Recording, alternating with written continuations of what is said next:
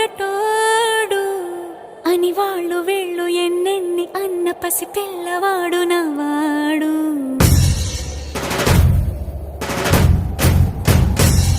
విడుముండోడు అని ఊరు వాడ అనుకున్న గాని మహారాజు నాకు నవాడు.